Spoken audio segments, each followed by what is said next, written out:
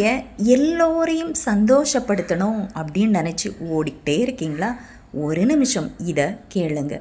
ஐஸ்கிரீமை எல்லோருக்கும் பிடிக்கும், ஆனால் அது சீக்கிரம் உருகிடும்.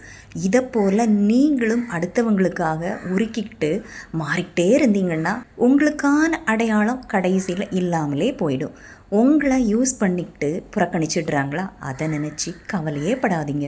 உங்களோட குவாலிட்டி என்ன அப்படிங்கிறது அவங்களுக்கு புரியலை, அதுதான் அர்த்தம். நீங்கள் ஒரு சாதாரண ஐஸ்கிரீமாக இருந்தால் உங்களை தட்டில் தான் வைப்பாங்க.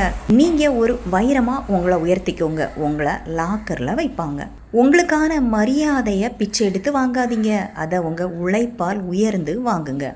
உங்களை புறக்கணித்தவங்க ஒரு நாள் நீங்கள் அவங்கக்கிட்ட பேச மாட்டிங்களா அப்படின்னு ஏங்கணும். அதுதான் உண்மையான கெத்து. அதனால் உங்களை உருக்கிக்காதீங்க, உங்களை செதுக்கிக்கோங்க. இந்த சிந்தனை பிடிச்சிருந்தா லைக் பண்ணுங்கள். தேங்க்யூ.